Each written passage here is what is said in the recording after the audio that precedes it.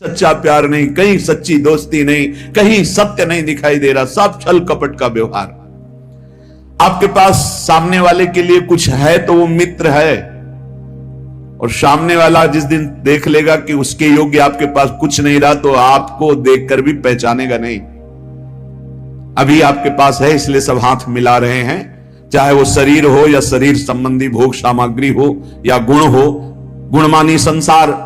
और जिस दिन तुम्हारे पास वो नहीं रहेगी उस समय हरि के सिवा कोई तुम्हारा दोस्त नहीं है। और हरि से दोस्ती कर लो, जीवन सार्थक हो जाएगा, आनंदमय हो जाएगा।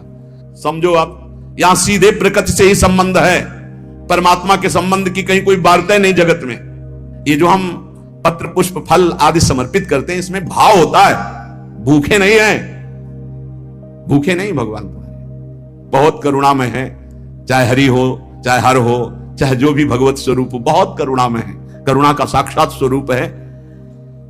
हमारा संबंध प्रभु से जो है उसको हम स्वीकार नहीं कर रहे, बस खास बातें हैं। और प्रकृति से शरीर का संबंध है, और हम शरीर को मैं मानकर प्रकृति से संबंध माने हुए, परमात्मा से संबंध नहीं। यही बड़ी हानि हो गई। और प्रकृति अर्थात संसार का संबंध कभी सम नहीं होता, बराबर नहीं चलता, नहीं चलेगा, एक जैसा बराबर कभी नहीं रहेगा। ये शरीर नहीं रहा तो इसका संबंध कैसे बराबर रह सकता है? कभी तो ये बालक था, किस घड़ी किस मिनट जवान हुआ पता नहीं चला, कब मुझ के बाहर निकले, तिथि तारीख है कोई तारीख किसी के पास? आज तक कोई विश्व में बतावे किस दिन तुम्हारे मुझ का बाल निकला, किस दिन तुम जवान हुए, किस दिन तुम बुढ़ापा कब मर जाओगे, तुम्हें पता नहीं। और ऐसे झूठे प्रकृति से इतना जोर का संबंध है कि यही लगता है मैं हूं। प्रभु जो हमारे हैं वो हमारे नहीं लगते। घनिष्ठ से घनिष्ठ संबंध में विषमता आ जाएगी, प्रकृति संसार से घनिष्ठ संबंध में कटुता विषमता आएगी, देख लेना। क्योंकि यहां समता है नहीं, ये विषम है संसार, समता नहीं है यहां। आपसे हम प्रार्थना करना चाहते हैं कि बिना अध्यात्म के कोई कहीं सुखी नहीं हो सकता। कल एक प्रश्नकर्ता ने प्रश्न किया कि आजकल बहुत प्रेम विवाह हो रहे हैं, तो इसमें जब लड़की और लड़का राजी है तो जीवन भर सुखी ही रहेंगे? नहीं रहेंगे। जब तक वो अध्यात्म को नहीं जानेंगे तो शरीर राग के कारण वो प्रेम विवाह कर रहे हैं, वासना पूर्ति के लिए।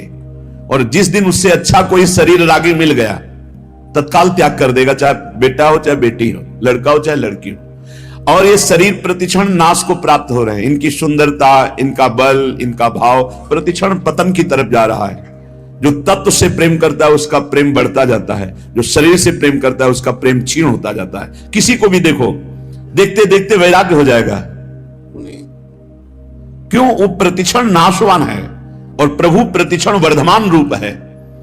इसलिए जिनको अध्यात्म का ज्ञान नहीं हो, चाहे प्रेम विवाह करें, चाहे धर्मपूर्वक विवाह करें, चाहे जैसे जीवन जीना चाहें, कभी शांति नहीं प्राप्त हो सकती। सब गुण मिल गए, धर्मयुक्त गोत्र के विपरीत भाव भी मिल गए, सब भाव मिल गए, सुंदर भाव मिल गया, लेकिन अध्यात्म का ज्ञान नहीं तो काम क्रोध लोभ मोह मद मत्सर ये विकार दुर्गति कर देंगे, कोई प्रेम शाश्वत की प्राप्ति नहीं करा देंगे।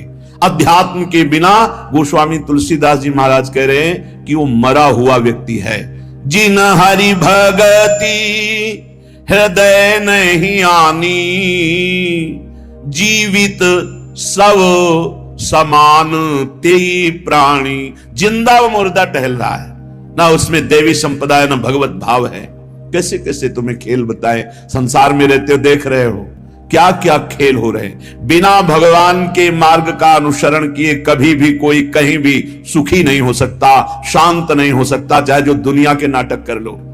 हे किशोरी जू बिनु पद कंज, आपके श्री चरणारविंद के बिना ये दुखद सब लागे। जिनको ये भावना है कि सुखद सब लागे तो देख लो पूरे जीवन को देख लो, सब कुछ है लेकिन शांति नहीं, विश्राम नहीं, संतोष नहीं, अभय नहीं, निश्चिंतता नहीं, निर्विकारिता नहीं। क्या प्राप्त हुआ, क्या मिला जीवन में? तो हे किशोरी तुम बिनु और ना नेह काहू सो, नहीं द्रग देखो जान।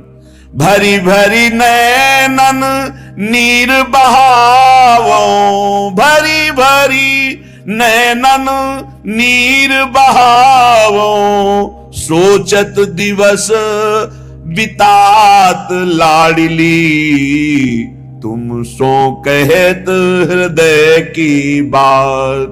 प्यारी जो, सब संबंधों से मेरा मन हटा दो, अपने चरणारविंद में, अपने नाम में, अपने रूप में, अपनी लीला में, अपनी सेवा में मेरे तन मन को अवसर दीजिए।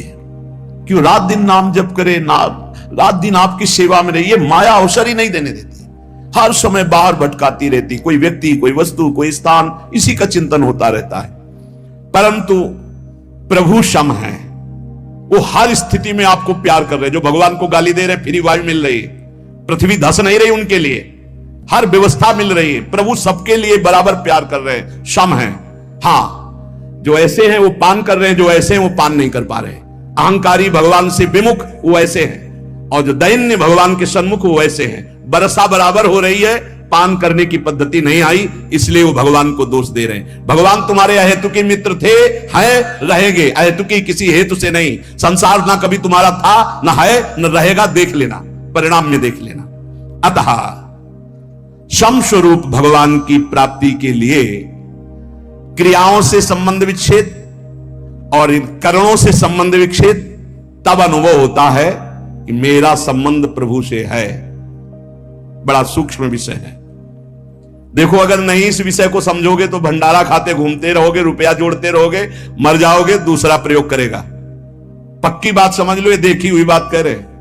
अब बैंक में जमा है, हर भंडारे का 100 रुपया या जहां से आया वो जमा है बैंक, और मर गए और वारिस कोई है नहीं तो भारत सरकार के काम। जिंदगी भजन के लिए मिली थी, वो चिंतन में। रुपया क्या करता है? चिंतन फंसाता है। कितने हुए?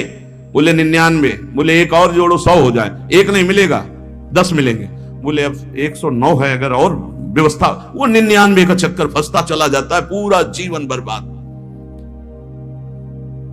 जब कोई उपासक सत्संग प्राप्त करता है, जैसे आप सत्संग सुन रहे, ये कभी निष्फल नहीं जाएगा। सत्संग बोध करा के ही छोड़ता है। जैसे नींद से आंख खुलती है तो नींद में हम बेशुद्ध होते हैं, लेकिन जब आंख खुलती है तो हमें चेतना हो जाती है, मेरा क्या कर्तव्य है, मुझे क्या करना चाहिए, तो तत्काल हम एक्टिव हो जाते हैं। ऐसे ही संसार में मोह निद्रा में हम सोए हुए हैं। जब सत्संग मिलता है तो मानो ज्ञान की आंख खुलती है। अरे मेरा कर्तव्य क्या है, मैं तो संसार में रचा पुचा था, आज सत्संग से सुना कि मेरे जीवन का सार है कि हर दोष का त्याग करके भगवान का भजन करते हुए, ठीक से आचरण करते हुए भगवत प्राप्ति करना। यह सत्संग फर्क डाल देता है जीवन में। चाहे जैसा नीच आचरण वाला हो, अगर वो सत्संग रोज सुनने लगे तो फर्क पड़ जाएगा। पर यह ध्यान देना है, सत्संग शास्त्र सम्मत को ही कहते हैं। आजकल मनमानी जैसा आया वैसा नहीं। तस्मात् शास्त्रम प्रमाणम ते कार्या कार्यो व्यवस्थितौ। कार्य और अकार्य की व्यवस्था शास्त्र प्रमाणित होनी चाहिए, मनमानी नहीं होनी चाहिए। मनमानी को सत्संग नहीं कहते। सत्संग कहते हैं सत शास्त्रों से युक्त, सत महापुरुषों के वाक्यों से मिलान खाए आपके वाक्य, उसे सत्संग कहते हैं। उस सत्संग से निश्चित फर्क पड़ जाएगा। चाहे जितना कोई नीच प्रवृत्ति वाला हो, रोज सत्संग सुने, एक दिन वो परम पवित्र हो जाएगा। विचार करें, जिनके साथ हमने ममता जोड़ी है वो हमारे पहले क्या थे? जैसे माता पिता, भाई बंधु मित्र या शरीर, ये पहले थे क्या? जैसे किसी का 20 वर्ष का शरीर, किसी का 50 वर्ष का, तो आप इसके पहले ना शरीर था आपका ये, और ना शरीर संबंधी थे आपके। पक्का नहीं जानते हैं आप, ना वो आपको जानते हैं। जिनको आप जानते हैं वो शरीर पहले आपके नहीं थे, और आपका भी शरीर नहीं था पहले। बाद में जब शरीर छूटेगा तो आपका कौन परिचय का आपके साथ जाएगा? ये भूल जाओ। जो लोग वादा करते हैं कि एक जन्म नहीं 7 जन्म तक हमारा तुम्हारा साथ नहीं छूट, और ब्रह्मा को भी फेल करते, काल को भी अधीन किए हुए बोलते हैं, बोले 7 जन्म नहीं, जन्म जन्म तक हम आपके साथ ही रहेंगे। मिनट का तो भरोसा नहीं, जन्म का भरोसा। इन बकवास की बातों में मत फंसो। कोई किसी का साथी नहीं है। एक साथ प्राण त्यागो तो भी अलग अलग गति होगी। ऐसा नहीं कि एक साथ मरे तो विमान आएगा एक साथ बैठाल के कि बहुत समर्पित चित्त हैं, इनके लिए कमरा अलग दे दो, हर व्यवस्था इनकी कर दो। ऐसा नहीं है भाई। हाँ, दोनों एक साथ भगवत प्राप्त हो गए तो हम बातें मान सकते हैं कि दोनों प्रियालाल के समीप पहुंच जाओगे। पर उस समय दो नहीं होगे। उस समय मैं और तू नहीं होगा, केवल प्रभु ही प्रभु। उस समय ये नहीं होगा कि हमारा फ्रेंड है, ये सब इसी लोक की स्मृति है, ये स्मृति नहीं रहती। तो जो पहले हमारे नहीं थे, बाद में हमारे नहीं रहेंगे, तो ये बीच में हमारे कितने दिन हैं, ये विचार सत्संग से आता है। पता नहीं बिना कि सुने बाल्यावस्था में इसी विचार ने हमको बाबा जी बनाया, ये सब मरेंगे।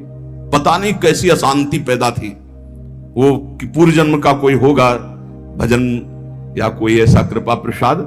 स्कूल से आके जो ही बस्ता टांगते, माताजी सबसे पहले माताजी दिन भर इंतजार करते, माँ का स्वरूप होता है, हाँ जो ही नजदीक सुई लगता है मरेगी, जब मां मरेगी तब कैसे रह पाएंगे, ये पिता पधारेगा, ये परिवार कौन है मेरा। और जो बात करती नहीं, तो ऊपर बस एकांत में चले जाते हो, बस वहां संत जन आते थे तो कीर्तन करवाते, श्री राम जय जय राम, श्री राम जय जय, एकांत में बैठ श्री राम जय जय राम, श्री राम जय जय राम।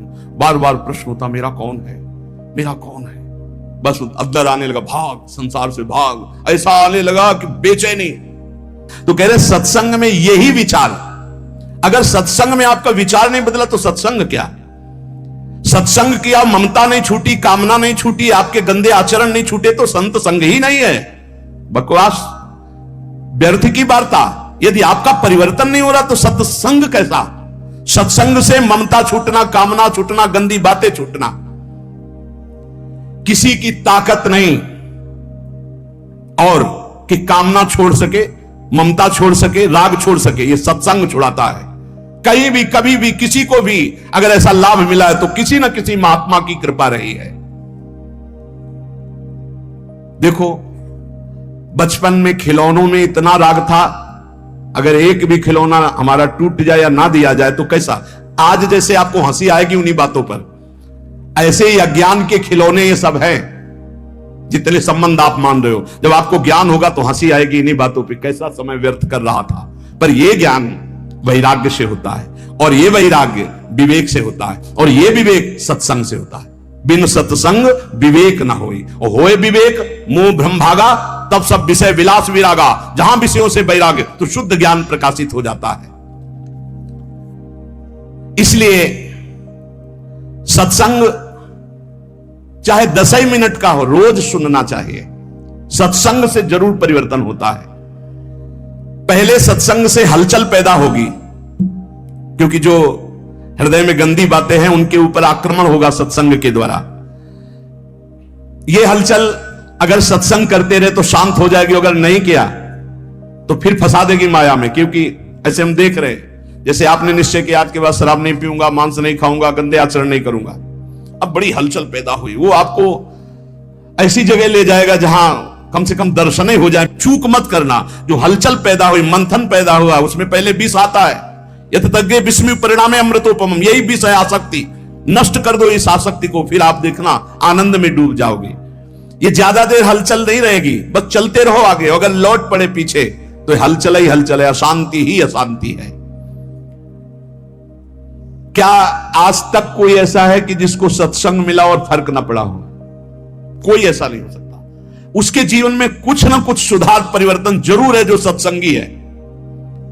जरूर जरूर फर्क पड़ेगा, जरूर पड़ेगा। ऐसा हो नहीं सकता कि चंदन के आसपास के वृक्ष, चाहे वो नीम हो चाहे बबूल हो, उनमें सुगंध ना आ जाए। ऐसे ही संत संग से जीवन में भागवतिकता ना आ जाए, ऐसा हो नहीं सकता। या वो संत नहीं है और या आप बहुत बड़े अपराध कर रहे हो वर्तमान में, इसलिए कोई फर्क नहीं पड़ रहा। नहीं तो सत्संग का निश्चित हां फर्क पड़ता है। ये जो फर्क पड़ता है इसमें यह नहीं देखा जाता कि सत्संग सुनने से हमारा धन बढ़ा है, सत्संग सुनने से हमारा व्यापार बढ़ा, फर्क पड़ा, इसे ये फर्क नहीं है। यह देखा जाता है सत्संग सुनने से हमारे विकार कितने कम हुए, सत्संग हमें कितनी गंदी बातों से हटाकर सच्चे मार्ग पर, अच्छे मार्ग पर, यह चमत्कार है सत्संग का। यह नहीं कि हम उन साधु से जुड़ गए तो हमारी कामनाओं की पूर्ति हो गई तो बोले बड़ा चमत्कार। इसे चमत्कार नहीं कहते, चमत्कार कहते हैं अनंत जन्मों की वासनायुक्त मन को पलटकर भगवान के मार्ग में लगा देना। सुख और दुख ये दोनों पूर्व प्रारब्ध कर्म के अनुसार मिलते हैं, लेकिन सत्संग दोनों में सहन करने की सामर्थ्य देता है। सत्संग का फल समझो, सत्संग का फल दुख मिटाना नहीं है, सुख बढ़ाना नहीं है, सुख दुख दोनों में समान भाव लाना है। सुख दुखे समय कृत्वा लाभा लाभ हो जया जयो। जो सुख दुख में समान भाव लावे वही सत्संग का भाव। मेरी ऐसी धारणा है कि समस्त पुण्यों का, तीर्थ याटन का, व्रत का, दान का फल है कि परमात्मा में स्थित किसी महात्मा से आपका संबंध हो जाए।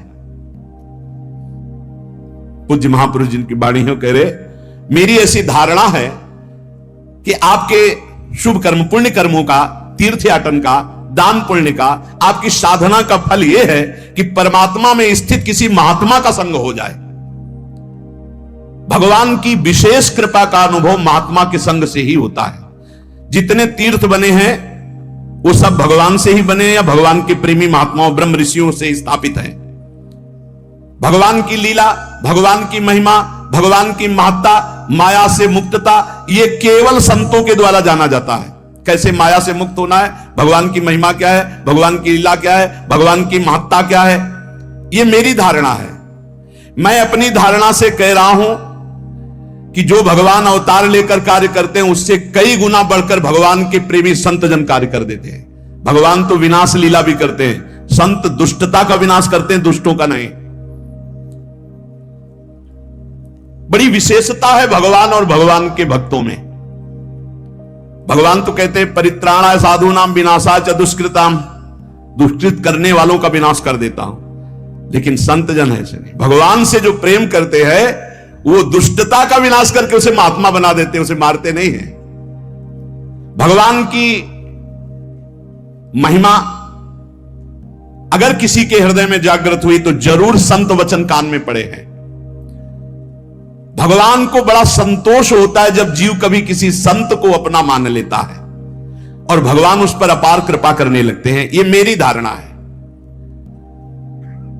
संसार का सबसे ज्यादा लाभ भगवान के प्रेमी जनों से होता है।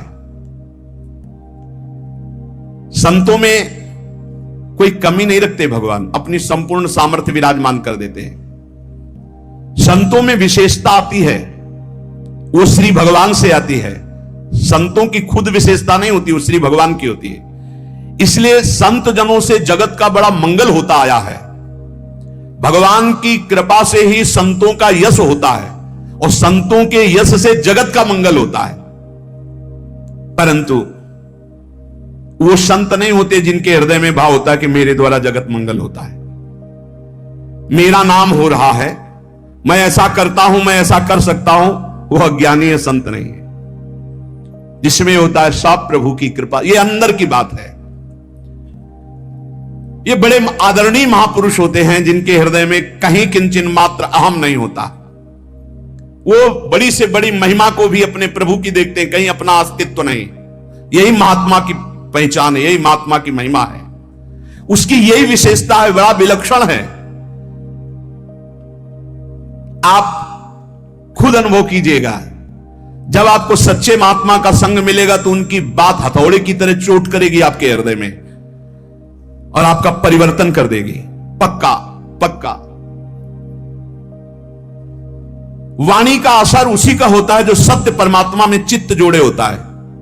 आप लोग प्रत्यक्ष अनुभव करना, महात्मा के वचनों का प्रभाव आपका परिवर्तन करके ही रहेगा। लाखों की तादाद में सुधरते हुए देखा गया उस सत्संग से जो स्वयं संत है, जो स्वयं अपना चित्त भगवान में रखे हुए। देखो, एक चर्चा होती है